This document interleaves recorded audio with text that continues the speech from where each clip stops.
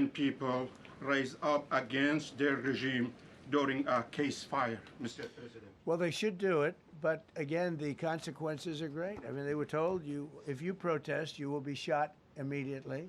You saw what happened to the young wrestler. He was a great champion, by the way. He was a great wrestler, one of the top in the world. And he and his two friends were hung.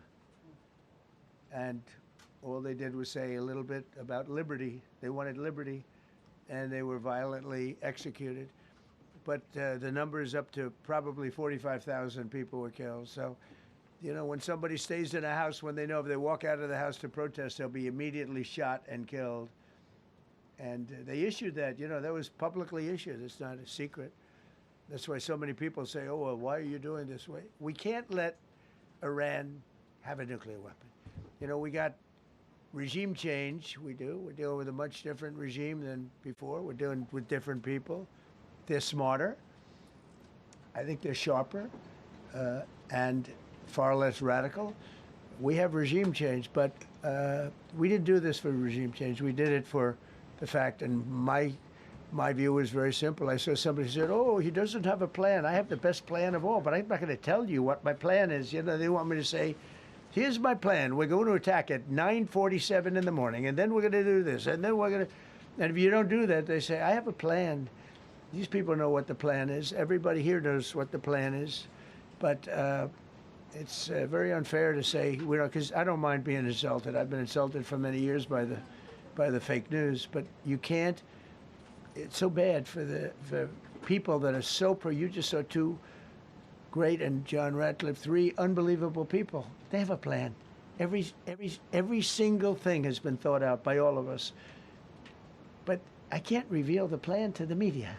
So, you know, but we're just thrilled by the success of this operation. Yes, please. Thank you, Mr. President. You've said Iranians would be mad if you stopped these attacks, but why would they want you to blow up their infrastructure, to cut off their power? Wouldn't that be punishing Iranians for the actions of the regime? They would be willing to, and it's suffering, they would be willing to suffer that in order to have freedom. The Iranians have, and we've had numerous intercepts. Please keep bombing. Bombs that are dropping near their homes. Please keep bombing. Do it. And these are people that are living where the bombs are exploding. And when we leave and we're not hitting those areas, they're saying, please come back, come back, come back. These are the people. I don't know what they do. All I can tell you is they want freedom. They have lived in a world that you know nothing about. It's a violent, horrible world where if you protest, you are shot. Remember the great woman protests where they had 400,000, 500,000 women, and they were all enthused and they were going to protest, and everybody said, oh, the regime's going to come to an end. And then all of a sudden, boom, boom, 5, 6 different areas. A woman would go down right between the eyes. They had snipers. They had 5 snipers. That's all it took. And those 400,000 or 500,000 women said, oh my God, what's that? Oh, look over there, what's that? A woman shot right between the eyes. And after 5 or 6 of them go down, then you start hearing the purr through the vast number of people. And then they said, oh my God, who would do that? And they're incredible people, but they've lived so horribly. They've lived so horribly. You know, Iran was a great country if you go back 25 years ago or so. The Persian people, they're incredible, smart, brilliant, actually. And I know so many. I know coming from New York, originally, I know so many people from Iran. They're incredible people, incredible energy, and very, very brilliant people. But when you're standing in a group and protesting and you have a woman, in the case of a woman, remember the Great Woman March, everybody was saying, oh, this is the end of the country. And then snipers selectively picked. Every single one was shot right between the eyes from a long distance. They were on top of buildings. Nobody even knew where they were, where they're coming from. This wasn't like a machine gun, which is also very bad. They've done that too. They did that recently. This was snipers sitting on the top of buildings, aiming and hitting women. And when they see people go down, and all of a sudden there's a riot in the reverse direction, and they never came out again. And a lot of the news doesn't talk about that. They talk about, oh, women's rights. You want to see women's rights? You're not going to see it there. It's amazing when I see some of the stupid people like, you know, AOC plus 3, all that group. They talk about, oh, freedom for Iran. They don't tell you the real facts. Women, men, gays. How about gays for Iran? They kill the gays. They throw them off buildings. So I wonder what's going on. I can only say this.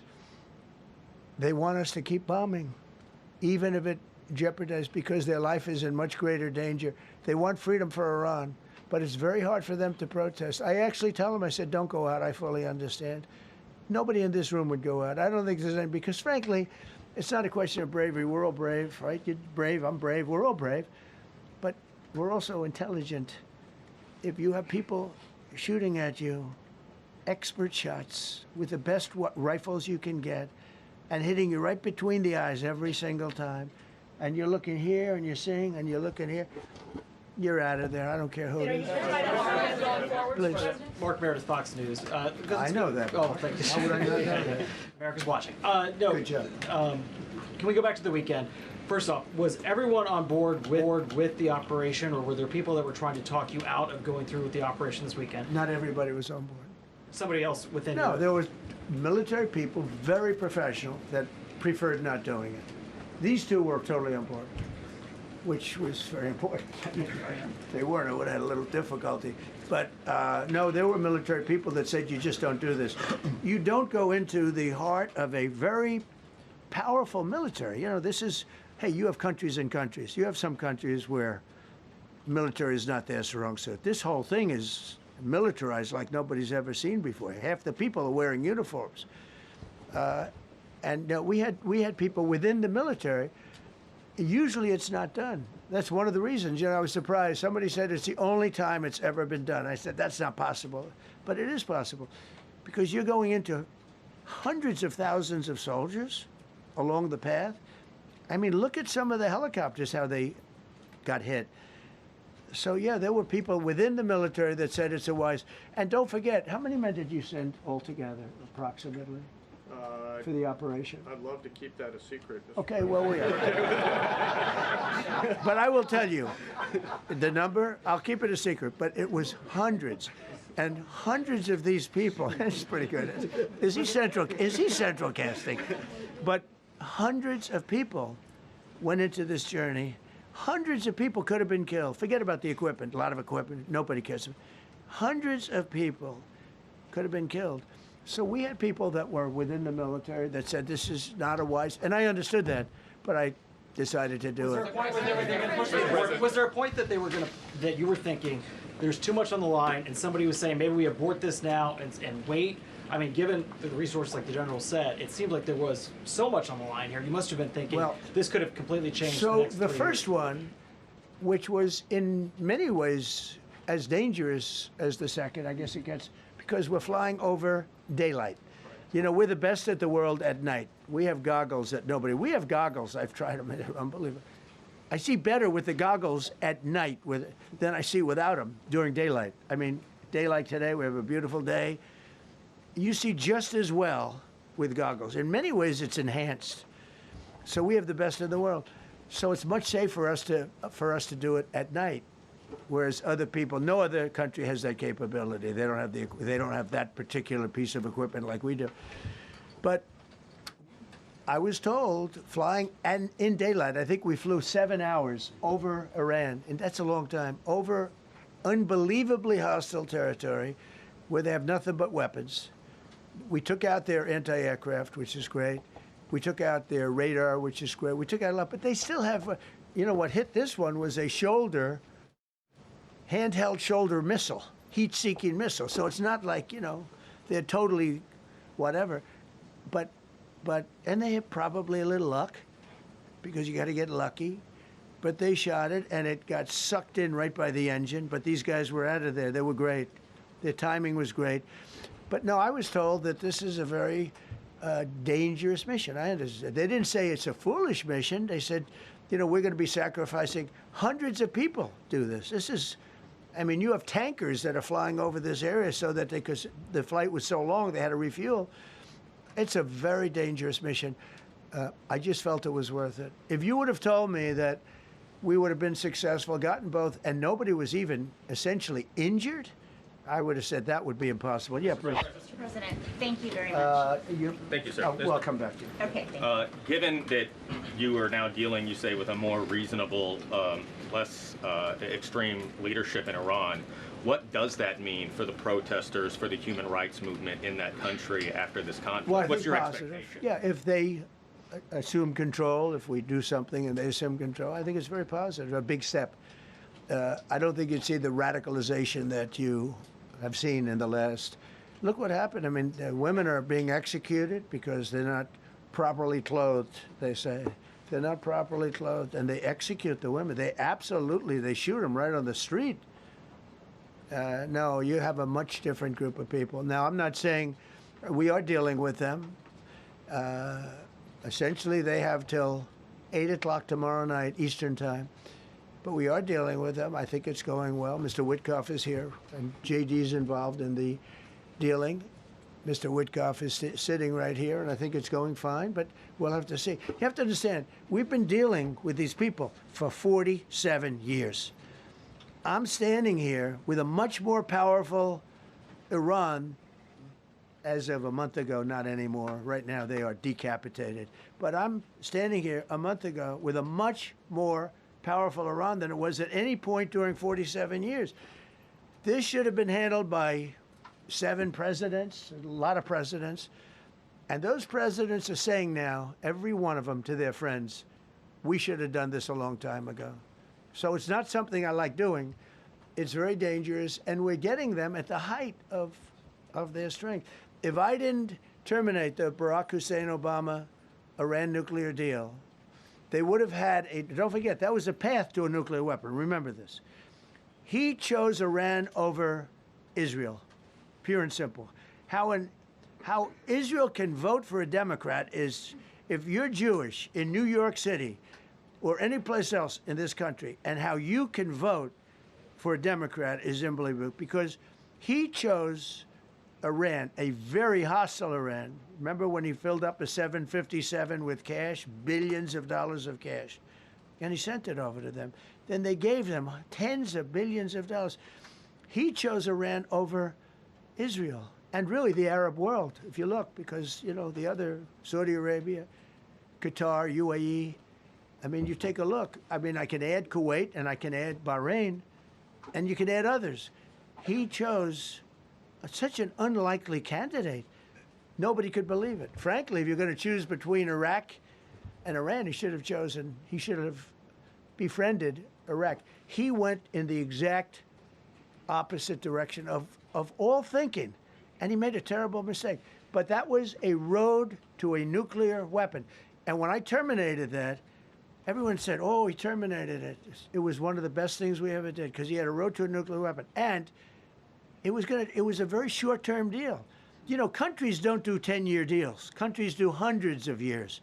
You don't do a 10-year deal. For a country, this isn't, you're a landlord and you're renting a store on a certain street and you give somebody a 5-year or 10-year lease. This is a country. It was a short-term deal. It was ready to expire. I terminated it before it expired. Took a lot of heat, and it was one of the best things I ever did because he would have had a nuclear weapon. Then he would have had another nuclear weapon, had those beautiful B-2 bombers not gone in 8 months ago and obliterated that site. And by the way, the word is obliteration. CNN said, well, maybe it wasn't complete. It was so complete that they still haven't been able to get it. It was obliteration. But if we didn't hit them, that was a courageous decision, too, because we had all those planes flying in at night with very little cover, unbelievable stealth planes, and they were able to do their job. If we didn't do that, Iran would have had a nuclear weapon at a high level, either one of those two instances. And if they did, in my opinion, I told this to Bibi Netanyahu yesterday, Israel would have been extinguished. Large portions of the Middle East would have been extinguished, whether it's Saudi Arabia, Qatar, UAE, or others. And you saw that with thousands of missiles raining down upon them. They didn't think they were going to be hit. They thought they'd be watching us fight. And all of a sudden, UAE got hit by 1,500 missiles. He would have taken them out also. And they were powerful. If I didn't come along and terminate the Obama deal, which was terrible, the Iran nuclear deal was a road to a nuclear weapon, a big one, unlimited, legally. I terminated it without even much thought. It was so easy. I terminated that, and then the B-2 bombers. And I did one other thing. I had killed Qasem Soleimani, who was an evil genius. And the reason I did it, I heard he was going to knock out 5 of our military bases. And had he lived, I believe we would be fighting perhaps a different Iran right now, because he's never been replaced, you know. And I did one other, but this one was not picked up. Osama bin Laden. If you read my book, I said you got to take him out 1 year before the World Trade Center came down. So I wish you'd read the book. But you, as a president, to be a good president, I believe you have to have good instincts. And a lot of this is instinct. Yeah, please. Thank you so much for taking my question, Mr. President. Mr. President, last week you suggested that Europe should take the lead on reopening the Strait of Hormuz. Has circumstances changed now that you're issuing a direct 48-hour ultimatum? And secondly, would a new ceasefire include Israel, or would it just be between Iran and the US? I can't talk about ceasefire, but I can tell you that we have a active, willing participant on the other side. They would like to be able to make a deal. I can't say any more than that, but they'd like to do it. You've listed the goals. Excuse me. Please, go ahead. You've listed the goals. Mr. President. Who are you with? Who are you with? My name is Diyar Kurd. I'm with the largest Kurdish media outlet, Ruda Media Network. It's based in Iran. Go ahead. Mr. President, you said before that you don't want the Kurdish forces to enter Iran and deharm it. Do you still want them to stay away? Or what role do you expect them to play now? I'd rather have them stay away. And then, I'd rather have them stay away because I think they bring with them some problems and some difficulties. And I don't think they bring death, I mean, you know, to themselves. But I'd rather have them stay away. Go ahead. Thank you, Mr. President, for the question. Deliberate attacks on civilian infrastructure violate the Geneva Conventions and international law. Who are you with? I'm with the New York Times. Zolan from the New York Times. Are you failing? Are you concerned? Circulation way down at the New York Times. Are What's you going concerned on that your threat to bomb power plants and bridges amount to No, war not crimes? at all. No, I'm not. I hope I don't have to do it. But again, I just said 47 years they've been negotiating with these people. They're great negotiators, and because they're not going to have a nuclear weapon. And if somebody that takes my place someday is weak and ineffective, which possibly that will happen because we had numerous presidents that were weak, ineffective, and afraid of Iran, we're never going to let Iran have a nuclear weapon. And if you think it's okay for people that are sick of mind, that are tough, smart, and sick, really sick, you know, from a policy standpoint, from a any which way you want to say, mentally, these are disturbed people. If you think I'm going to allow them, and powerful and rich, to have a nuclear weapon, you can tell your friends at the New York Times, not going to happen. It means violating international law. Quiet. You no longer have credibility at the New York Times because the New York Times said, oh, Trump won't win the election, and I won in a landslide. I won every swing state. New York Times said, oh, Trump won't win the election. New York Times has no credibility. The credibility they have is it used to be all the news that's fit to print. The old gray lady, it was great, but they're running on past fumes, and you can't keep doing that. You have to be able to give the correct news. And people like you, who I know, are fake. You're fake. Go ahead, please.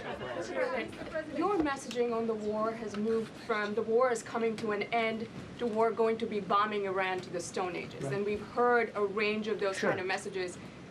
So so which is it? Are you winding this down or are you escalating I can't tell you. I don't know. I can't tell you. Depends what they do. This is a critical period. They have a period of, well, till tomorrow at 8 o'clock. I gave them an extension. They asked for an extension of 7 days, right? I said, Steve, give them 10 days. 10 days is up actually today, so I gave them 11, I guess, indirectly. I thought it was inappropriate the day after Easter. I want to be a nice person. They have till tomorrow. Now, we'll see what happens. I can tell you they're negotiating, we think, in good faith. We're going to find out. We're getting the help of some incredible countries that want this to be ended because it affects them also. A lot of people are affected by this. But we're giving them till tomorrow, 8 o'clock Eastern time. And after that, they're going to have no bridges. They're going to have no power plants. Stone Ages, yeah. Stone Ages.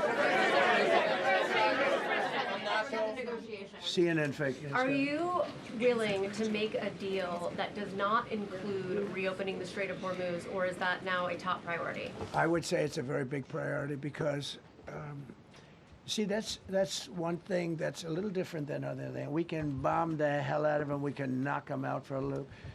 But to close the strait, all you need is one terrorist that somehow has a truck loaded with, because you can carry them in trucks, large trucks, a water mine, drop them in the water, and now you tell people that own ships that cost $1 billion to don't worry about the mine.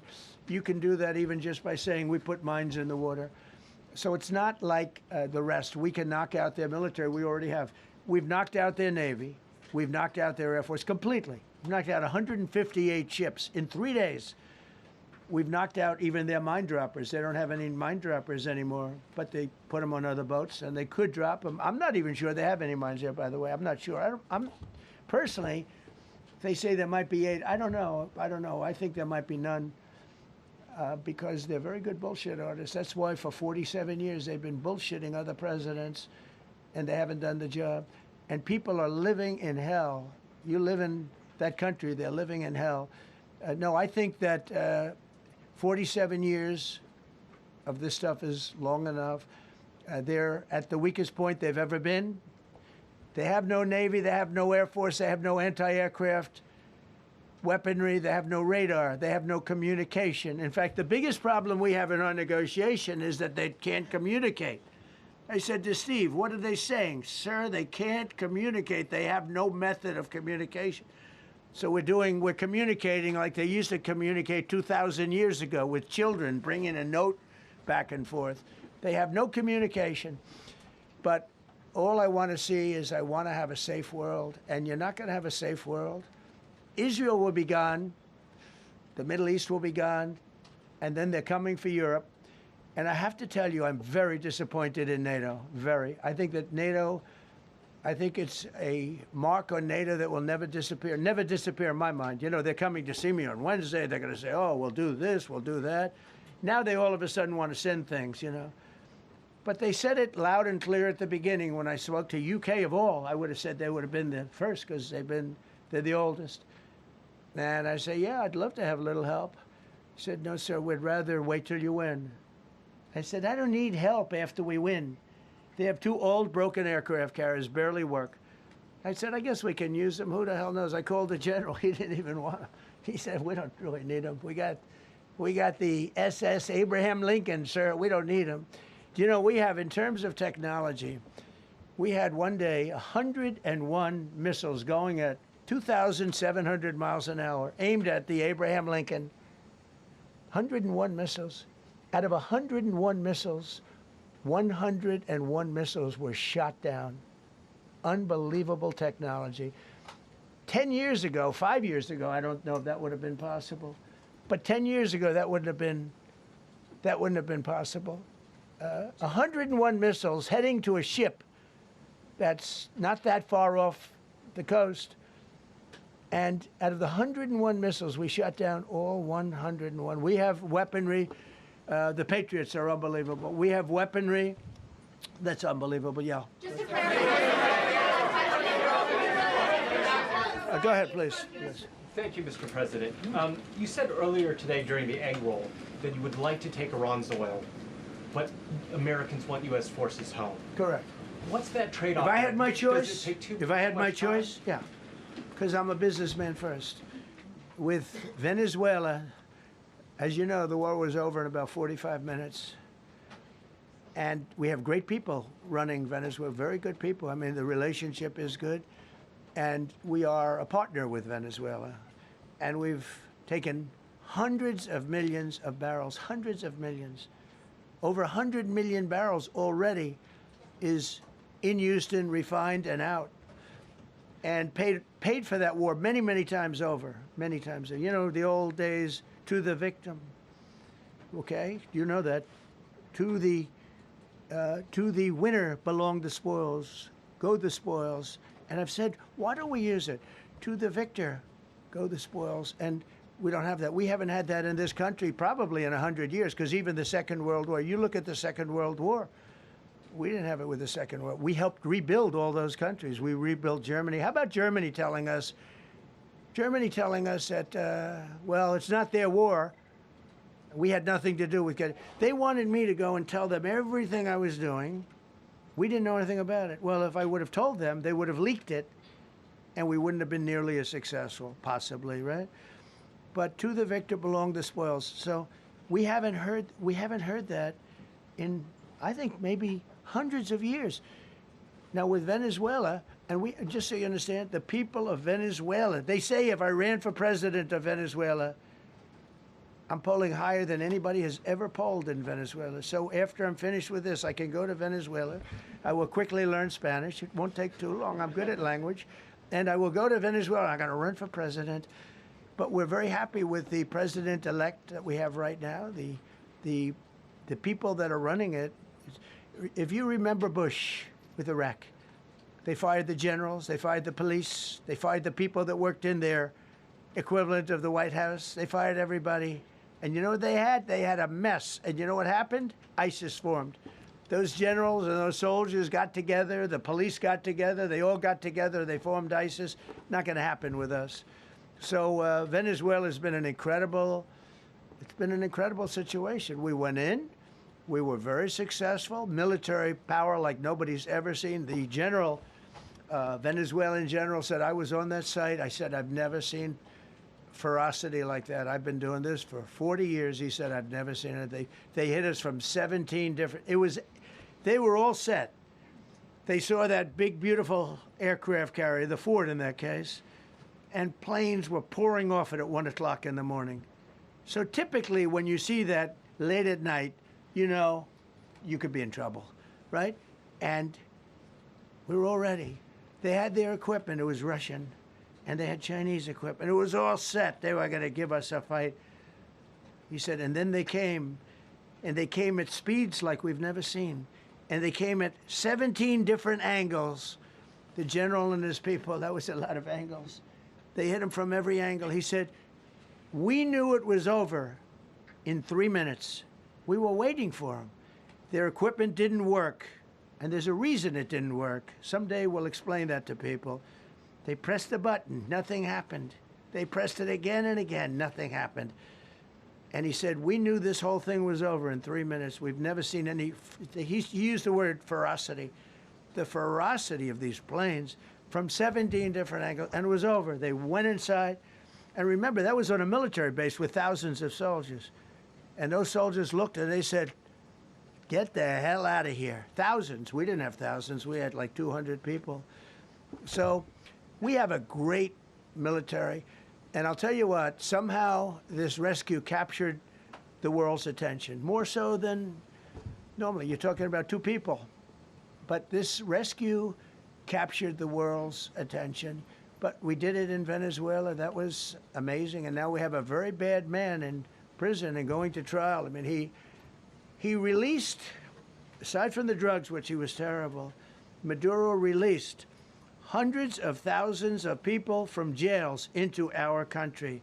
Drug dealers, murderers, the worst people in the world were released into our country because we had a stupid president who probably didn't know, and we had a border czar who never went to the border and never once called our great Border Patrol agents, right? Not once, Kamala. She never called the Border Patrol.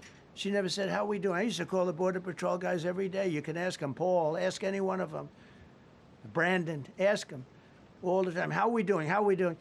And we now, I'm proud to say, have a totally sealed border. 9 months, nobody is coming through our border. And nobody even tries because they know they're not going to get through. So we don't have caravans anymore. So maybe 1 or 2 more and we'll be done. Mr. President, are you allowed to, or are you willing to end this conflict with Iran charging tolls for passage through the strait? Us charging tolls? Iran. What about us charging tolls? Is that something you're considering? I'd rather do that than let them have them run. Why shouldn't we? We're the winner. We won, okay? They are militarily defeated. The only thing they have is the psychology of, oh, we're going to drop a couple of mines in the water, all right? No, I mean, we have a concept where we'll charge tolls, okay? I thought you meant us. Your question would have been more accurate if you said us. Go ahead. Thank you very much. So just to clarify, in order for Iran to successfully meet your deadline tomorrow, do they have to make a deal, open the strait, or both? We have to have a deal that's acceptable to me. And part of that deal is going to be we want free traffic of oil and everything else. Mr. President, thank you very much. You've said glory be to God in this conflict. Do you believe that God supports the United States' actions in this I do, war? because And have you God sought is his good. direction? Because God is good, and God wants to see people taken care of. God doesn't like what's happening. I don't like what's happening. Everyone says I enjoy it. I don't enjoy this. I don't enjoy it. These 2 guys don't enjoy it. You know, people say, "Oh boy, they're so tough." I don't like seeing people killed. I've ended 8 wars. Nobody's ever done it. The person who won the Nobel Prize came to me and said, "You deserve the Nobel Prize." She announced that when they announced, they said, "Goes to Maria. She's a great person, really a good person." She said, "No, no, no. This is ridiculous. They gave me the Nobel Prize. President Trump ended 8 wars. I could go over every one of them, including India and Pakistan, where the Prime Minister of Pakistan said, President Trump saved from 30 to 50 million lives. That makes me much happier than what we're doing right now. That makes me much happier. We have 1 more to end, by the way. President, you called yesterday in your Truth Social, you called the Iranians crazy bastards. True. What is your response to critics who say that... I don't care about critics. What is your response to critics who say that it is your mental health that should perhaps be examined as this war continues? I haven't heard that. But if that's the case, you're going to have more people like me, because our country was being ripped off on trade, on everything, for many years until I came along. So if that's the case, you're going to have more people. Dasha, go ahead. Dasha, go. You said that very little is off limits in Iran as far as targeting, Yeah. including power plants, bridges, you've mentioned those. Very little is off limits. Are there certain kinds of civilian targets, though? I'm thinking schools I don't want to or tell you hospitals that. you I don't want would to say tell you is that.